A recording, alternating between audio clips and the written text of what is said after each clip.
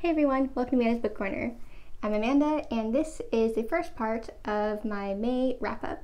I read 10 books in May, and in this video I'm going to talk about 7 of them, and I'll talk about the other 3 in my next video, which will focus on the books I read for my reading challenge, which was to read books set in Spain. So in this one, I'll talk about the 7 non-Spain books that I read. The first book I read is called The Murder of Mr Wickham by Claudia Gray. It came out at the beginning of May, and it features characters from all 6 of Jane Austen's novels. So if you've read Pride and Prejudice, or Northanger Abbey, or any of her other books, you'll see some of those characters in here, in addition to a few new ones as well.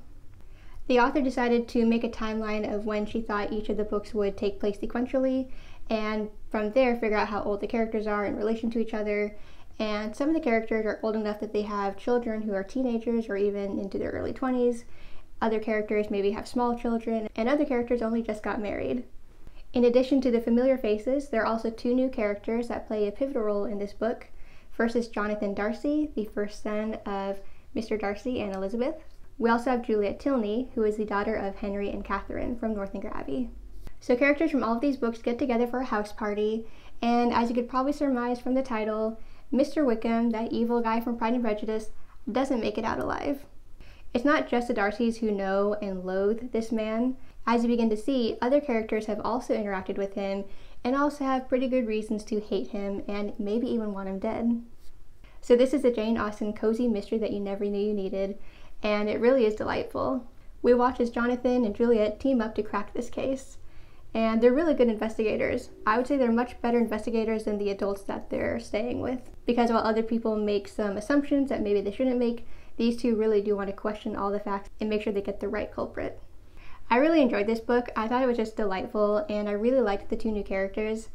One thing I will say is I like that Jonathan seems to be meant to be autistic, and I think the author did a really great job of describing his character and the characteristics that would maybe speak to other people who also have autism spectrum disorder.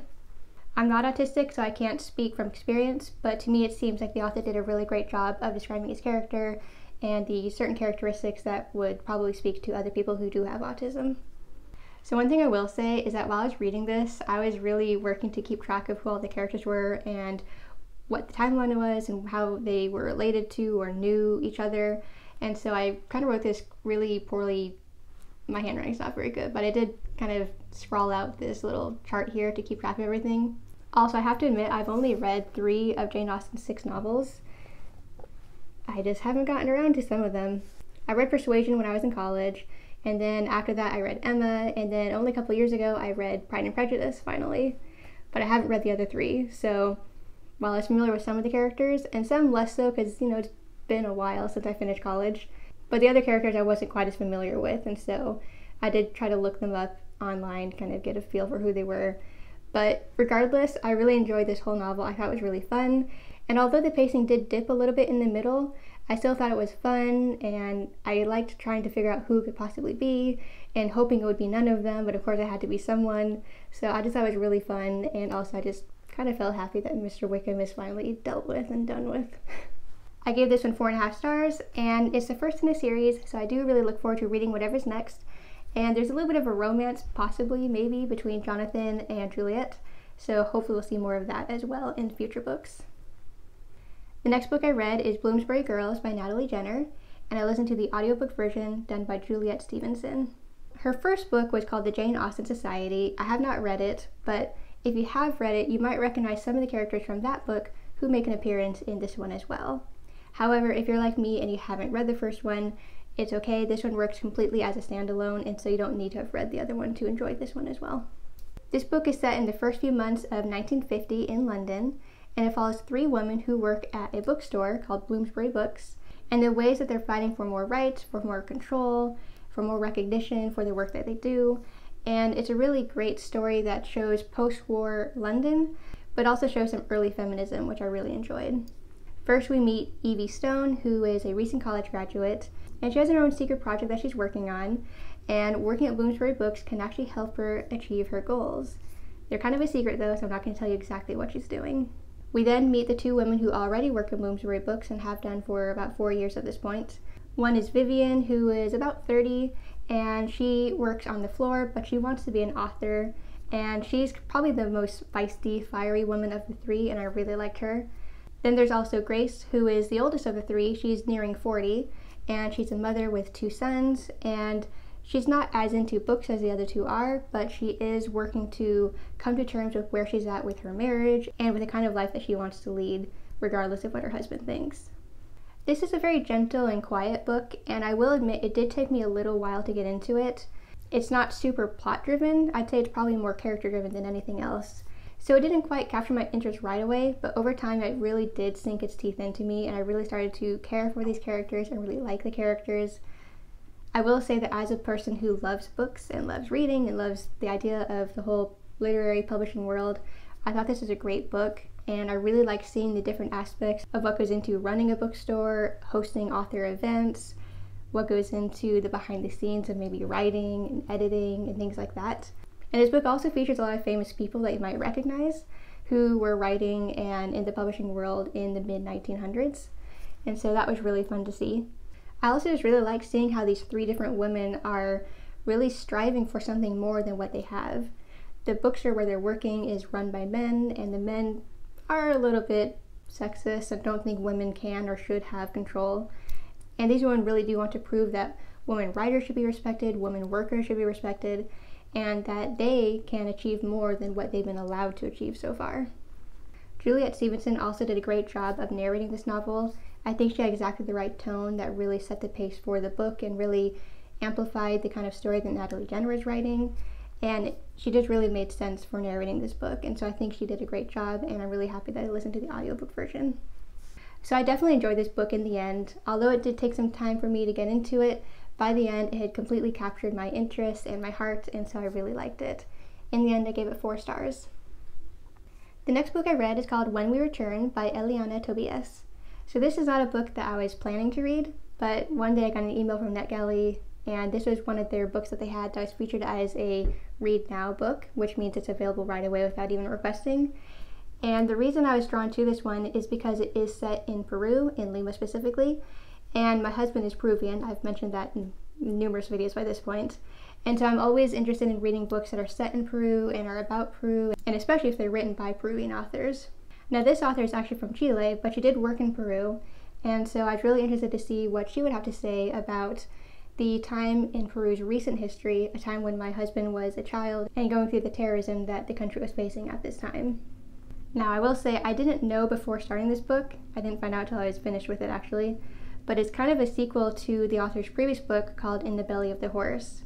So I kind of wish I'd known that because it might have made me interpret the book a little bit differently. But some background information about Peru in general and about the book, the previous book that came out. So prior to the events of When We Return, Peru was going through terrorism and political strife through the 1980s and into the 1990s. And then beyond the terrorism, which ended in the early 90s, throughout the 1990s, Peru had a terrible president, Fujimori, who did some other bad things for the country, and he ended up in prison, so that kind of tells you what you need to know about that. The previous book tells the story of Otilia and her husband Manuel and their son Salvador, and how they're separated during the time of terrorism, and Otilia ends up in America, and she's not sure what happened to her husband and her son. And so this book, When We Return, focuses on the aftermath of all of that, and how she and her son have finally been reunited now that her son is an adult, and how they're now seeking reparations for what happened to them and what was stolen from them. And in addition to that, we're also seeing Otilia, who I think is in her 50s, and her new relationship that she's forming with this guy, Jerry, who is a son of an immigrant who was originally from Czech Republic, who had then moved to Bolivia and then settled in America. And Jerry is finding out that he has a half-sibling that he never knew existed, but he's also getting to know Otilia. And this book focuses on the reparations that Peruvians face in the aftermath of what happened in the 80s and 90s. And it draws parallels to the kinds of events that happened in Europe in the 1930s and 40s with the Holocaust and the atrocities that were committed primarily against Jewish people at that time. So I do want to focus on the good aspects of this book first, which are that it's very well researched and it's very informative. I will say that I went into this already knowing a lot about Peru's history just because my husband and in-laws are Peruvian, so I have some familiarity with it. But I think the author did a great job of really exploring that and making it accessible to people who maybe are not as aware of it. I also do appreciate the parallels that the author drew between Peru's crisis and what happened with the Holocaust. I thought that was very interesting, and I think it did add to the story. And although it's brief, I also do like the discussion around intergenerational trauma and the kinds of things that are passed down from family members to later generations. I thought that was really interesting.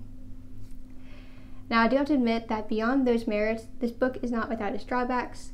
It is rather dry, and the way it's written almost feels like it was meant to be more like a nonfiction book rather than a novel. I do think the author tried to do a little bit too much at certain times, and sometimes I think some chapters, or at least some passages, felt a little bit unnecessary. They would go on to a random character, and that character would just kind of have a monologue about certain stuff, and although I see the importance of what they're talking about, I think those things could have been condensed a lot to really focus on the main story. I also felt that the dialogue between the characters often just didn't feel very natural. Sometimes it felt like they were interviewing each other, and it just didn't feel like the way people actually talk to each other. So again, it felt more academic or dry or literary, but it didn't really feel like the way people actually communicate with each other. I also think that maybe there was too much focus on just the negative aspects and the trauma and the sadness and the pain.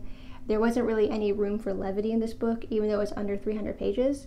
So I think that if the author had maybe shortened some of the passages that felt irrelevant and maybe added a little bit of levity to the book, it could have been a lot fuller and a more impactful read.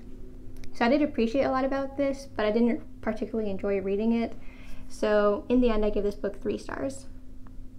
The next book I read is Book Lovers by Emily Henry. So I've read 2 of Emily Henry's books already. 2 years ago, I loved Beach Read, and then last year I also loved People We Meet on Vacation. And so I was very excited for her new book called Book Lovers, which came out at the beginning of May. So this book has a great premise at the beginning, and I really appreciated it. It's kind of like a reverse Hallmark movie. So no offense to anyone that likes Hallmark movies, but I hate Hallmark movies. I think they're just ridiculous and they bother me for a lot of reasons. So this book starts off with Nora, our main character, who is kind of the ice queen. She describes herself as the kind of person that gets dumped when men go to a small town and fall in love with someone who is the daughter of a Christmas tree farmer or something like that. And she's the one who gets left behind in New York City because she's too cold-hearted and too focused on her career, and I just really like that we finally get to see the perspective of the one who's left behind and the one who maybe doesn't like small towns and doesn't want to give up her career. Nora is a literary agent, and early on we get to see a disastrous meeting that she had with an editor named Charlie, who hated the book that she was trying to get him to edit. That book went on to be a national bestseller, and it's set in this small town in North Carolina. And one day, a couple of years later, after it's become a bestseller and has been turned into a movie, Nora and her younger sister Libby decide to go down to North Carolina to spend a month in that small town. Now, Nora and her sister are having some little bit of a spat between them. They're very close, but they're trying to kind of rekindle whatever has been lost between them. But imagine Nora's surprise when she finds Charlie in the same town. What is he doing there? We have questions. So while this book is a romance, and I will talk about the romance in a moment, I want to first point out that this is a really great book about the relationship between sisters. I always love a good book about sister relationships. I've said before that my younger sister and I are very close. We're best friends. And so I really like to see that kind of relationship in books. In this one, Nora and Libby are also best friends and they're super close. And so I really like seeing their kind of sibling relationship that they have with each other, seeing how they support each other and they love each other, and yet they also argue and they have differences of opinion about things. And there's definitely a little bit of a rift between them. And I like how Nora is really trying to work through that and smooth it over so that she and her sister can go back to smooth sailing like they've had before. So I do love that aspect of this, and I will say that takes up probably 50% of the book. So again, don't go into this expecting just a straight romance. It's also a love story between sisters. Also, before I get to the romance of it, I also want to point out that this is a book about grief. Many years before the event of this book, Nora's and Libby's mother died, and their father was never part of their life, so it was just the two of them after that. And I like seeing how that affected their relationship, and especially the way that Nora thought of herself as needing to take care of her younger sister. And I like seeing how they work through that grief and the kinds of emotional trauma they have from that. That's something I can relate to a certain degree. My father died when I was younger, not as young as they were, but he did pass away, and I do kind of understand what it's like when you lose a parent, and that just completely changes how you see things. But now let's get to the romance. So months ago, I saw a preview of this book, and I was really excited because it looked like a really nice enemies to lovers romance. I love enemies to lovers, it's my favorite trope in romances, and I was really excited about that. However, I will say that although this starts off a little bit enemies-ish, it doesn't really last very long, and they quickly become good friends, and he's very supportive and nice and has a lot of great qualities. And so if you're looking for enemies to lovers, this isn't quite that. Not for very long anyway, but it's definitely worth the read, and it's a really sweet and charming book. I like the air of mystery that surrounds Charlie a little bit at the beginning, and when you find out what he's doing there, it completely makes sense. And well, I'm not going to say why he's there, but for me, I really appreciated the reason he was there, and I really appreciate his perspective on things. I don't want to say too much more than that because I don't want to spoil it, but it was something that I can relate to and understand. One thing that stood out when I read Emily Henry's previous 2 books is how she's so hilarious, and she has the best dialogue between characters, the best witty banter. That's on display again here, so if you love dialogue and you love witty banter, this book is full of it. I was probably laughing through half this book and then crying through other parts because it's also emotional, but it's a really great balance between the two, and I just love how she always draws in emotion but also laughs as well. Now, as someone who grew up in a small town, I do appreciate how this shows that small towns aren't quite so magical and just beautiful as people might think they are, the way the Hallmark movies might make them seem. I grew up in a place with a population of 2,000, and trust me, it's not all that. It's pretty boring. So this book definitely gets that right, and I really appreciate how Nora, throughout the whole book, does retain her love of New York City, and of living in a big city, and of her career. And I don't want to spoil anything, but I will say I love how the book works out and the way certain issues are resolved, and I actually really just love this whole book. Like I said, I love this sister relationship, but I also love the romance, and I love how it kind of pokes fun at Hallmark movies, and I thought it was delightful and perfect. And so far, Emily Henry is 3 for 3 for me. I give this book 5 stars. Next up, I read Adult Assembly Required by Abby Waxman. So this is a sequel to her 2019 novel called The Bookish Life of Nina Hill. I read that one when it came out a few years ago, and I really loved it. I identified with the main character in certain ways. She's an introvert, she's shy, she loves books. I'm those things too. So this book is set in the same world, and it follows a new character named Laura, as well as the characters that we already know and love, including Nina and Polly. This book follows Laura, who has just moved to LA to enter a graduate program. She's from New York City, and her family does not really approve of her move because they're super hateful against LA. I'm not sure why. But the place that she was living burns down, and so she has to find a new place. And upon meeting some random people at a bookstore, she finds herself living in a boarding house, and we get to see her interact with the different people that she lives with her newfound friends from the bookstore, Nina and Polly, and a budding romance with her fellow housemate whose name is Bob.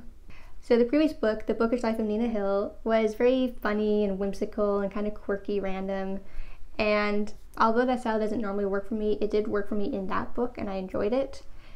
However, for whatever reason, it didn't work for me so much this time around. I have to be honest, the first few chapters of this book were really awkward, and just the quirkiness was turned up to 11, and that just was not working for me. It was driving me out of my mind, and I almost DNF'd it right there after the first couple of chapters. The reason I didn't stop there is because I did get the arc, and I wanted to fulfill my duties to finish the book and get a review out. So luckily I did stick with it, and it did get better from there. It was a sweet novel. I primarily like how it talked about mental health and trauma after being in a car accident, and how Laura has PTSD and anxiety about certain things. But she's also facing a lot of scrutiny and negativity from her family, who is strangely not understanding and frankly pretty toxic in my opinion. But it also shows her developing new, more positive relationships with these people in Los Angeles. And she has a kind of cute but kind of basic romance with Bob. I think they're a great couple in that they're both so chill and so compatible and nice. However, I will say that the romance really lacks sparks, and honestly it got really annoying because they both liked each other and they both knew they had crushes on each other, and everyone else knew it too and kept telling them verbally like, hey, you guys are into each other, maybe you should start dating or something. And yet they both were just so awkward about it and just had stupid miscommunications, and thought the other person didn't like them for some reason, even though everyone else knew it. It was kind of dumb, honestly. But I do think they were a cute couple, just a couple that's not very sparky. There are some other side stories in this book, and while I kind of like them in some ways, I also feel like they kind of detracted from the book. Maybe I just was expecting it to be focused pretty much solely on Laura and maybe Laura and Bob's relationship, but it wasn't really just about them. There was plenty of time on the other characters. So this book was kind of a mixed bag for me. There were certain things I liked about it, but certain things that just really annoyed me, and I don't know. I was kind of shocked how much I disliked this compared to the previous book. The previous book I gave 5 stars. This one, I think I'll probably give it 3 stars. Also, towards the end of this book, the author did set up what could be some foreshadowing of a 3rd book in the series, which would be following Polly. So I think I might want to read it because there is an interesting aspect of it that's introduced. I'm not sure if I'll read it or if I'll read it right away, but I am interested. But considering how different my 2 ratings of the first 2 books have been, I'm not really sure what to expect. So we'll see. The 6th book I read is called Every Summer After by Carly Fortune. So this is a book that I did not expect to like, and I almost said no when I got a request to review it for a book tour. I almost said no because I thought I wouldn't like it, and I thought, moreover, that it'd be too emotional for me. But for some reason I said yes to it, and I'm so happy I did because I ended up loving this book. So this book is told in 2 different timelines. On the one timeline, it's in the late 90s, early 2000s, somewhere around there, probably the early 2000s. And we're following Persephone, who is a young girl who's in middle school. And she is from Toronto, but her family has just purchased a summer cottage that's a little bit northeast of there by a lake. During her first summer there, she meets these 2 boys that live next door, and the younger one, Sam, ends up becoming her best friend. And we see how over the course of several summers, they become friends, and they eventually develop crushes on each other, and at some point they'll start dating. But then in the present timeline, we see that she's 30 now, they broke up 12 years ago, and they haven't spoken since then. She hasn't gone back since then, and now she got a phone call learning that their mother died, and so she's going up there for the first time in 12 years for her funeral. So in some ways it's like a second chances romance, but that's really only half the book. The other half really does focus on these 2 teenagers and their romance with each other, and it's very tender and sweet. So let's focus on that first part. I really love how their relationship is described, and I'm not the kind of person who's into romances about people that knew each other in school. I don't know, I'm not really about that. But in this one, I thought it was really sweet, and I love the relationship that they have with each other. I love how Percy is kind of an awkward and insecure girl, but with Sam, she always feels comfortable and she feels safe to share certain things with him, such as her writing. She's a writer, and he's one of the only people that she lets read her stories. I also have to say I love that she's obsessed with horror movies and horror writing. I feel like I never see that with girl or female characters in books, but I think it's cool that she's into horror because I also love horror. And then in the present timeline, you can see that Percy has kind of gotten stuck in certain ways in her life. Although she is making progress in her career, it's not exactly what she wanted to do. Her love life has also been a little bit of a disaster, and she's kind of an emotional wreck, and this book does highlight mental health issues, but it also highlights fraught relationships between siblings and between friends. So this book actually ended up surprising me. I actually liked it more than I thought I would. I'm not really sure why, to be honest, but something about it just felt so real and so visceral and just so relatable. It kind of transported me back in time in a certain way, but in a good way. I don't really like to revisit my teenage years, but it brought me back in a way that felt nostalgic and good somehow. I like going back and forth in time through the chapters and kind of leading up to the big reveal of what actually broke them up. And I will say, up until that point, it was a 5-star read, but finding out what happened, I was hoping it wouldn't be a certain thing, and then it was that certain thing, and I didn't really like that. So that kind of made me knock it down a 1/2 star. But even so, this is a really great book, and it was very emotional and very well written, and so I gave it 4.5 stars. Also, this was the author's debut novel, so I definitely look forward to reading whatever's next from her. And the last book I'll talk about here is called Ask Me No Questions by Marina Butos. and I listened to the audiobook version narrated by Abby Creighton.